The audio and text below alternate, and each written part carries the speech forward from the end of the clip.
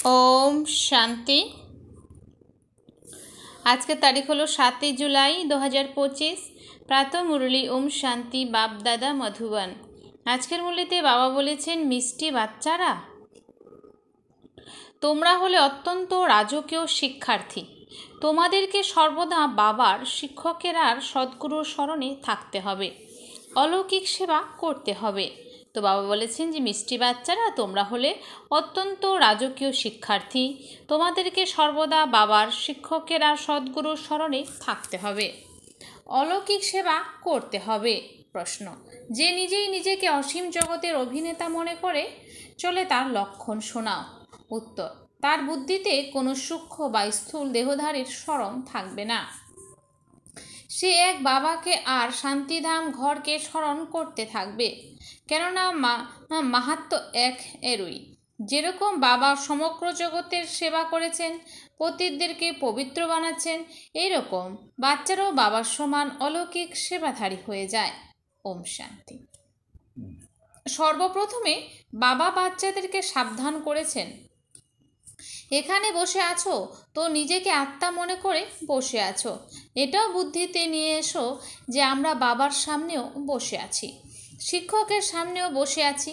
প্রথম কথাই হলো আমি আত্মা, বাবাও আত্মা, শিক্ষকও হলেন আত্মা, সদ্গুরু হলেন আত্মা, তিনি হলেন এক, তাই না? এই নতুন কথা তোমরা এখন শুনছ। তোমরা বলবে বাবা প্রতিকল্পে এই কথা শুনে আসছি, তাই এটা যেন বুদ্ধিতে থাকে যে বাবা পড়াচ্ছেন, আমরা আত্মারা এই অর্গানস দ্বারা শুনছি। বাচ্চারা এই সময় তোমরা উঁচুর থেকে উঁচু ভগবানের দ্বারা এই জ্ঞান প্রাপ্ত করো। তিনি হলেন সকল আত্মাদের পিতা, যিনি তোমাদের অবিনাশী উত্তরাধিকার প্রদান করেন। কি জ্ঞান প্রদান করেন? সকলের সদ্গতি করেন, অর্থাৎ ঘরে ফিরিয়ে নিয়ে যান। কতজনকে নিয়ে যান এই সব তোমরা জানো। মশার ঝাঁকের মতো সমস্ত আত্মাদেরকে সমস্ত আত্মাদেরকে যেতে হবে। সত্যযুগে একটাই ধর্ম, পবিত্রতা, সুখ, শান্তি সব কিছুই থাকে। বাচ্চারা চিত্র দেখিয়ে সবাইকে বোঝানো খুব সহজ। বাচ্চারাও পৃথিবীর মানচিত্র দেখে বুঝতে পারে যে এটা হলো ইংল্যান্ড বা এটা হলো এই জায়গা, এবং তার সাথে সাথে সেই জায়গার কথাও মনে পড়ে যায়। এটাও হলো সেই রকম। একজন শিক্ষার্থীকে বোঝাতে হয় মহিমাও এক এরই, শিবায় নমঃ। উচ্চ থেকে উচ্চ ভগবান রচয়িতা বাবা ঘরের মধ্যে সব থেকে বড়, তাই না? সেটা তো হলো লৌকিক পিতা, আর ইনি হলেন সমগ্র অসীমের গৃহের বাবা। ইনি আবার শিক্ষকও, তোমাদেরকে পড়াচ্ছেন, তাই বাচ্চারা তোমাদের খুব খুশিতে থাকতে হবে। বাচ্চারা শিক্ষার্থী হিসেবেও তোমরা হলে অত্যন্ত রাজকীয়। বাবা বলেন যে আমি সাধারণ শরীরে আসি, প্রজাপিতা ব্রহ্মাকেও অবশ্যই এখানে প্রয়োজন। তিনি ছাড়া কাজ কি করে চলবে, এবং অবশ্যই তাকে বৃদ্ধ হতে হবে, কেননা তিনি হলেন অ্যাডাপ্টেড, তাই না? তাই তাকে বৃদ্ধ হতে হবে। কৃষ্ণ তো কাউকে বাচ্চা বাচ্চা বলতে পারবে না, বৃদ্ধকে বাচ্চা বলে ডাকা শোভা পায়। কোনো বাচ্চাকে কি কখনো বাবা বলা যায়?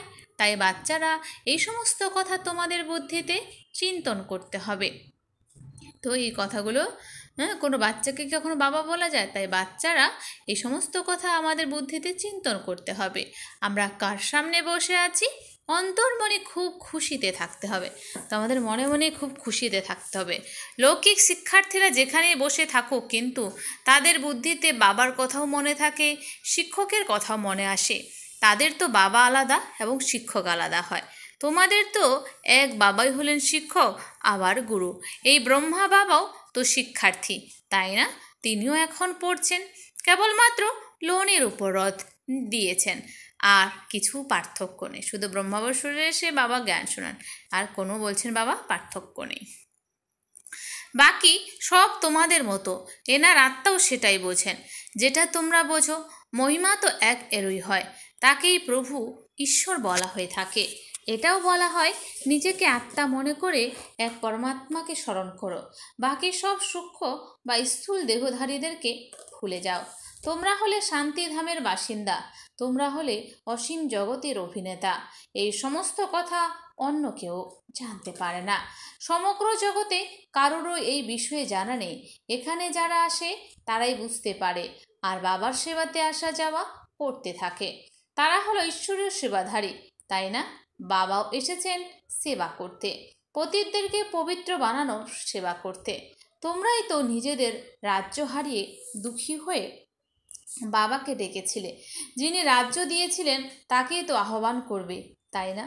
বাচ্চারা, তোমরা জানো যে বাবা তোমাদের সুখধামের মালিক বানাতে এসেছেন। দুনিয়াতে এটা কারোরই জানা নেই।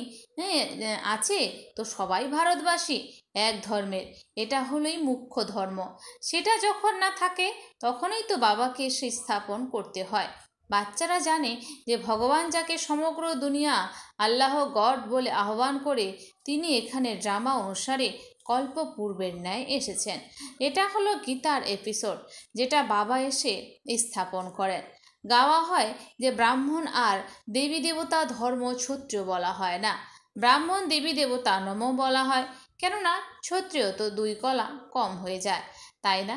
স্বর্গ বলাই যায় নতুন দুনিয়াকে, ত্রেতাকে নতুন দুনিয়া বলা যাবে না। সর্বপ্রথম সত্যযুগ হলো একদম নতুন দুনিয়া, আর এটা হলো সবথেকে পুরনো দুনিয়া। আমরা পুনরায় নতুনের থেকেও নতুন দুনিয়াতে যাব।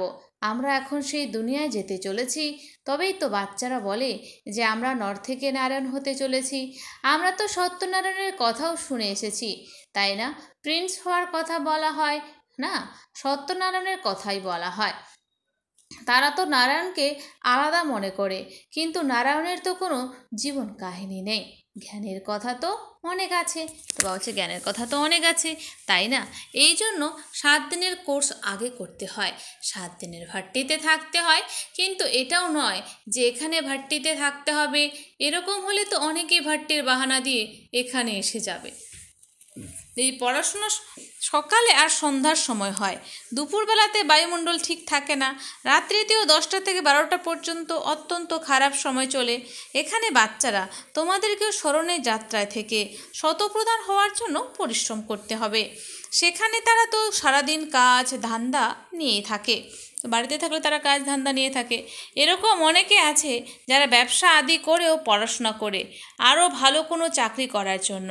এখানেও তোমরা পড়াশোনা করছো, তাই যিনি তোমাদের এখন পড়াচ্ছেন, তোমাদের এখন কে পড়াচ্ছেন? বাবা পড়াচ্ছেন। সেই শিক্ষককে স্মরণ করতে হবে। আচ্ছা, শিক্ষক মনে করেই স্মরণ করো, তাহলে 3 জনে একসাথে মনে এসে যাবে। বাবা, শিক্ষক আর সদ্গুরু তোমাদের জন্য তো খুবই সহজ, তাই সেকেন্ডে মনে এসে যাবে। ইনি হলেন আমাদের বাবা, শিক্ষক, আবার গুরুও। উচ্চ থেকে উচ্চ হলেন বাবা, যার থেকে আমরা স্বর্গের উত্তরাধিকার প্রাপ্ত করি। আমরা স্বর্গে অবশ্যই যাব, স্বর্গের স্থাপন অবশ্যই হবে। তোমরা পুরুষার্থ করছো উঁচু পদ প্রাপ্ত করার জন্য, এটাও তোমরা জানো। সাধারণ মানুষও জানতে পারবে, তোমাদের আওয়াজ চারিদিকে ছড়িয়ে পড়বে। তোমাদের ব্রাহ্মণদের অলৌকিক ধর্ম হলো শ্রীমতে চলে অলৌকিক সেবাতে তৎপর থাকা। এটাও সাধারণ মানুষের কাছে জ্ঞাত হয়ে যাবে যে তোমরা শ্রীমত অনুসারে সর্বশ্রেষ্ঠ কাজ করছো। তোমাদের মতো এই অলৌকিক সেবা আর কেউ করতে পারবে না। তোমরা ব্রাহ্মণ ধর্মের আত্মারাই এরকম কর্ম করো, তাই এরকম কর্ম করে যেতে হবে, এতেই ব্যস্ত থাকতে হবে। বাবাও ব্যস্ত থাকেন, তাই না? তোমরা এখন রাজধানী স্থাপন করছো। লৌকিকে তো পঞ্চায়েতের মাধ্যমে সাধারণ মানুষের কেবল পালন করে, এখানে তোমরা গুপ্ত বেশে কী করছো? তোমরা হলে গুপ্ত অজানা যোদ্ধা, অহিংস। এর অর্থ কেউ বোঝে না। তোমরা হলে ডবল অহিংসক সেনা। সবথেকে বড় শত্রু তো হলো এই বিকার, যে তোমাদেরকে পতিত বানিয়ে দেয়। একেই জয় করতে হবে।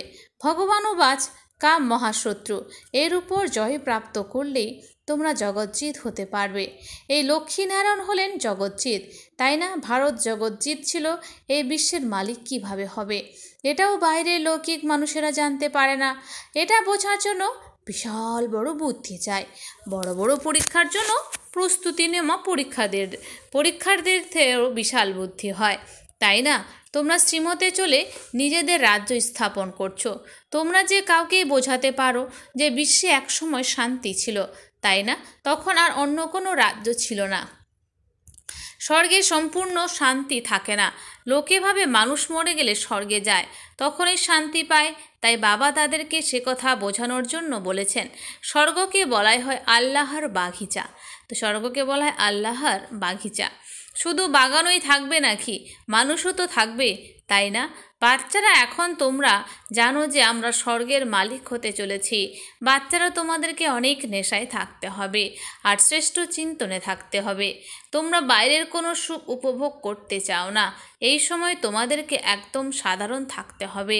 এখন তোমরা শ্বশুর বাড়ি যাচ্ছ, এটা হলো পিতৃগৃহ। এখানে তোমরা ডবল বাবা পেয়েছো। এক হলো নিরাকার, উঁচুর থেকে উঁচু, দ্বিতীয় হলো সাকার, তিনিও উঁচুর থেকে উঁচু। এখন তোমরা শ্বশুর বাড়ি মানে বিষ্ণুপুরীতে যাচ্ছ, তাকে কৃষ্ণপুরীও বলা যাবে না। তো কৃষ্ণপুরীও বলছে এখন তোমরা শ্বশুরবাড়ি বিষ্ণুপুরীতে যাচ্ছ, তাকে কৃষ্ণপুরীও বলা যাবে না। বাচ্চাদের পুরী হয় না, বিষ্ণুপুরী অর্থাৎ লক্ষ্মী নারায়ণের পুরী। তোমাদের হলো রাজযোগ, তো অবশ্যই নর্থ থেকে নারায়ণ হবে। বাচ্চারা, তোমরা হলে সত্যিকারের ক্ষুদায় খিদমতগার। বাবা তাকেই সত্যিকারের ক্ষুদায় খিদমতগার, ঈশ্বরের সেবাধারী বলেন, যে অত্যন্ত পক্ষে 8 ঘন্টা আত্ম অভিমানী হয়ে থাকার পুরুষার্থ করে। যখন কোনো কর্মবন্ধন থাকবে না, তখন সেবাধারী হতে পারবে না, আর কর্মাতীত অবস্থাও প্রাপ্ত হবে। নর থেকে নারায়ণ হতে হবে, তো কর্মাতীত অবস্থা অবশ্যই চাই। কর্মবন্ধন থাকলে শাস্তি ভোগ করতে হবে। বাচ্চারা বুঝতে পারে যে স্মরণ করার পরিশ্রম খুব করা, যুক্তি খুব সহজ, কেবলমাত্র বাবাকে স্মরণ করতে হবে। ভারতের প্রাচীন যোগ কথিত আছে, যোগের জন্য জ্ঞান আছে, যেটা বাবা এসে শেখান। কৃষ্ণ কোনো যোগ শেখায় না, কৃষ্ণকে আবার সুদর্শন চক্র দিয়ে দিয়েছে। সেই চিত্রটিতে কত ভুল আছে। এখন তোমাদেরকে কোনো চিত্র আদিকে স্মরণ করতে হবে না, সব কিছু ভুলে যাও। কারো প্রতি যেন বুদ্ধি না যায়, লাইন ক্লিয়ার চাই। এটা হলো পড়াশোনার সময়। দুনিয়াকে ভুলে নিজেকে আত্মা মনে করে বাবাকে স্মরণ করতে থাকো, তবে পাপ নাশ হবে। বাবা বলেন যে প্রথম তোমরা অশরীরে এসেছিলে, পুনরায় তোমাদেরকে অশরীরে হয়ে ফিরে যেতে হবে। তোমরা হলে অলরাউন্ডার, তারা তো হলো কোনো নির্দিষ্ট স্থানের অভিনেতা, আর তোমরা হলে অসীম জগতের। এখন তোমরা বুঝে গেছো যে আমরা অনেকবার এই পার্ট প্লে করে এসেছি, অনেকবার তোমরা অসীম জগতের মালিক হয়েছ। এই অসীম জগতের নাটকে পুনরায় ছোট ছোট নাটকও অনেকবার চলতে থাকে। সত্যযুগ থেকে কলিযুগ পর্যন্ত যা কিছু হয়েছে সেটাই রিপিট হতে থাকে। শুরু থেকে শেষ পর্যন্ত সবই এখন তোমাদের বুদ্ধিতে আছে। মূল বতন, সূক্ষ্ম বতন আর সৃষ্টিচক্র, ব্যাস। আর অন্য কোনো ধামের সাথে তোমাদের কোনো কাজ নেই। তোমাদের ধর্ম অত্যন্ত সুখদায়ী, তারা যখন সময় হবে তখন তিনি আসবেন। নম্বরের ক্রমানুসারে যেরকম সবাই এসেছিলে সেরকমই আবার ফিরে যাবে। আমি অন্য ধর্মের আর কি বর্ণনা করব। তোমাদের তো কেবল এক বাবারই স্মরণে থাকতে হবে। বাবা বলছে আমাদের শুধু এক বাবার স্মরণে থাকতে হবে। চিত্র আদি এই সব ভুলে এক বাবাকেই স্মরণ করতে হবে। ব্রহ্মা বিষ্ণু শঙ্করকেও নয়, কেবলমাত্র এক বাবাকে স্মরণ করতে হবে। দুনিয়ার মানুষ মনে করে যে পরমাত্মা হলেন লিঙ্গ স্বরূপ। এখন লিঙ্গ সমান কোনো জিনিস কিভাবে হতে পারে? তারা জ্ঞান কি করে শোনাবে? প্রেরণার মাধ্যমে কি কোনো লাউড স্পিকার থাকবে যা তোমরা শুনবে? প্রেরণার দ্বারা তো কিছু হয় না। এমনও নয় যে তিনি শঙ্করকে প্রেরণা দেন। ড্রামাতে এইসব প্রথম থেকেই নির্ধারিত রয়েছে। বিনাশ তো হবেই। যেরকম তোমরা আত্মারা শরীরের দ্বারা কথা বলো, সেরকম পরমাত্মা তোমাদের সাথে কথা বলেন। তার পাঠই হলো দিব্য অলৌকিক। পতিতদেরকে পবিত্র করার জন্য একমাত্র বাবাই আসেন। তিনি বলেন যে তার পাঠ হলো সকলের থেকে আলাদা। কল্প পূর্বে যারা এসেছিল তারাই আসবে। যা কিছু অতীতে ঘটে গেছে সেসবই হলো ড্রামা। পূর্বকল্পের সাথে এই ড্রামার কোনো পার্থক্য নেই। তবুও পুরুষার্থ করার জন্য চিন্তা করতে হবে। এরকম নয় যে ড্রামা অনুসারে আমাদের কম পুরুষার্থ চলছে, তাহলে তো পদও অনেক কম হয়ে যাবে। তীব্র পুরুষার্থ করতে হবে। ড্রামার উপর ছেড়ে দিও না, নিজের চার্টকে দেখতে থাকো, বৃদ্ধি করতে থাকো। নোট রাখো যে আমার চার্ট স্মরণের সময়সীমা বৃদ্ধি হচ্ছে, কম তো হচ্ছে না। খুব সতর্ক থাকতে হবে। এখানে তোমাদের হলো ব্রাহ্মণের সঙ্গ, বাইরের সবই হলো কুসঙ্গ। তারা তো সব কিছু উল্টোই শোনায়। এখন বাবা তোমাদেরকে কুসঙ্গ থেকে বের করেছেন। কুসঙ্গে এসে মানুষ নিজের আচার ব্যবহার, থাকা খাওয়া, পোশাক আদি সবই পরিবর্তন করে ফেলেছে। দেশ বেশভূষারও পরিবর্তন করে ফেলেছে। এটাও এরকম নিজের ধর্মের ইনসাল্ট করা। দেখো কীরকমভাবে চুলের স্টাইল করে। তো বাবা বলছেন দেখো কীভাবে চুলের স্টাইল করে, দেহ অভিমান হয়ে যায়। 100-150 টাকা খরচ করে শুধু চুল স্টাইলের পেছনে। তো এটা 100-150 টাকা তো সেই সময়কার, এখন তো আরও অনেক টাকা হয়ে গেছে। একে বলা যায় অতি দেহ অভিমান। তারা কখনোই এই জ্ঞান ধারণ করতে পারবে না। যারা এভাবে চুলের স্টাইল করবে বাবা বলছে তারা কখনোই জ্ঞানকে ধারণ করতে পারবে না। বাবা বলেছেন একদম সিম্পল থাকো। দামি শাড়ি পরলেও দেহ অভিমান আসে। দেহ অভিমান ত্যাগ করার জন্য সব কিছু হালকা করে দিতে হবে। দামি জিনিস দেহ অভিমানে নিয়ে আসে। তোমরা এই সময় বনবাসে আছো, তাই না? প্রতিটি জিনিসের থেকে মোহ ত্যাগ করতে হবে। অত্যন্ত সাধারণ থাকতে হবে। বিয়েবাড়ির অনুষ্ঠানে যদিও দামি শাড়ি পরে যাও, সম্পর্ক বজায় রাখার জন্য দামি শাড়ি পরা পুনরায় বাড়িতে এসে পরিত্যাগ করে ফেলবে। তোমাদেরকে তো বাণীর শব্দের থেকেও উপরে যেতে হবে। বানপ্রস্থীরা সাদা পোশাক ধারণ করে। তোমরা এক একজন হলে ছোট বড় সব বানপ্রস্থী। তো আমরা সবাই হলাম ছোট বড় সবাই বানপ্রস্থী। ছোট বাচ্চাকে শিব বাবারই স্মরণ করা শেখাতে হবে, এতেই কল্যাণ হবে। ব্যাস, তো ছোটো বাচ্চারা তাদেরকেও শিব বাবাকে স্মরণ করাতে হবে, এতেই কল্যাণ হবে। ব্যাস, এখন আমাদের যেতে হবে শিব বাবার কাছে। তো এখন আমাদের যেতে হবে শিব বাবার কাছে। আচ্ছা, মিষ্টি মিষ্টি হারানিধি বাচ্চাদের প্রতি মাতা পিতা বাপদাদার স্মরণে স্নেহ সুমন আর সুপ্রভাত। আত্মাদের পিতা তার আত্মারূপী বাচ্চাদেরকে জানাচ্ছে নমস্কার।